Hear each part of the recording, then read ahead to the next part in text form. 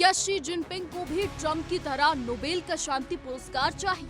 ये सवाल इसलिए उठा है क्योंकि अमेरिका के बाद अब चीन ने क्लेम किया है कि उसने तनाव के दौरान भारत पाकिस्तान के बीच मध्यस्थता की थी। चीन से पहले अमेरिकी राष्ट्रपति ट्रंप कई मौकों पर भारत पाकिस्तान के बीच सीज फायर कराने का दावा कर चुके हैं। अब चीनी विदेश मंत्री वांग यी ने कहा है कि उनके देश ने टकराव के दौरान नई दिल्ली और इस्लामाबाद के बीच मध्यस्थता की थी और संघर्ष विराम कराने के साथ ही शांति लाने में अपनी भूमिका निभाई थी। बता दें, चीन और पाकिस्तान की दोस्ती के बारे में पूरी दुनिया जानती है। वहीं हाल के दिनों में भारत चीन संबंधों में भी सुधार आया है। चीन के विदेश मंत्री वांग यी ने मंगलवार को कहा कि इस साल चीन ने कई हॉटस्पॉट मुद्दों में मध्यस्थता की, जिनमें भारत और पाकिस्तान के बीच तनाव भी शामिल है।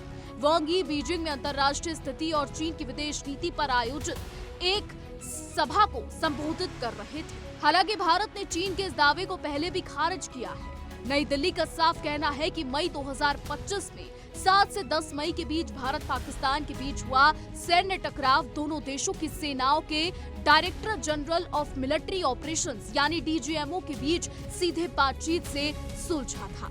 विदेश मंत्रालय ने 13 मई की प्रेस ब्रीफिंग में कहा था कि संघर्ष विराम की तारीख, समय और शर्तें 10 मई 2025 को दोपहर 3:30 बजे हुई।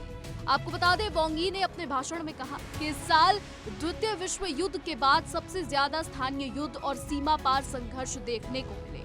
वांग यी ने अपने भाषण में कहा कि इस साल दूसरे विश्व युद्ध के बाद सबसे ज्यादा स्थानीय युद्ध और सीमा पार संघर्ष देखने को मिले। उन्होंने कहा कि चीन ने निष्पक्ष और वस्तुनिष्ठ रुख अपनाते हुए समस्याओं के कारण और लक्ष्य दोनों पर ध्यान दिया। उन्होंने दावा किया कि चीन ने उत्तरी म्यांमार, ईरानी परमाणु मुद्दे, भारत पाक तनाव, इजराइल फिलिस्तीन विवाद और कंबोडिया थाईलैंड संघर्ष में मध्यस्थता की।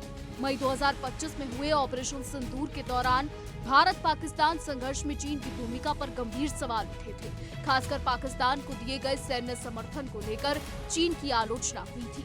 संघर्ष के पहले दिन 7 मई को चीन ने भारत और पाकिस्तान से संयम बरतने की अपील की थी और भारतीय हवाई हमलों पर खेद जताया था। चीन के विदेश मंत्रालय ने यह भी कहा था कि वे आतंकवाद के सभी रूपों का विरोध करता है, जो पहलगाम हमले के संदर्भ में देखा गया। हालांकि इस बीच भारत की ओर से सेना के उप प्रमुख लेफ्टिनेंट जनरल ने आरोप लगाया था कि चीन ने इस संघर्ष को लाइव लैब की तरह इस्तेमाल किया और पाकिस्तान को हर संभव मदद की। उन्होंने कहा था कि चीन ने अपनी प्राचीन सैन्य रणनीतियों के तहत उधार के चाकू से वार करने की नीति अपनाई।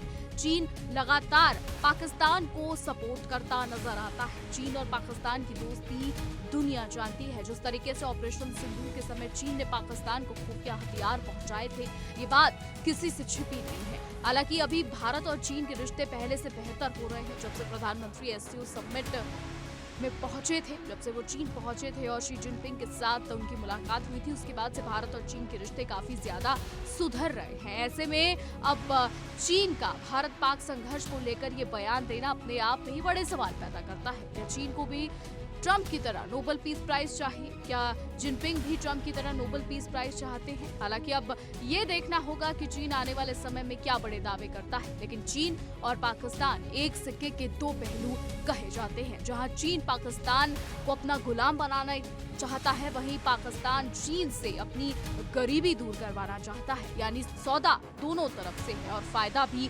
दोनों तरफ से है। बहरहाल अब आगे देखना होगा कि क्या कुछ होता है। फिलहाल हमारी आज की रिपोर्ट में बस इतना ही। आपकी क्या राय है? क्या लगता है आपको क्या होगा? कमेंट के जरिए जरूर बताइएगा।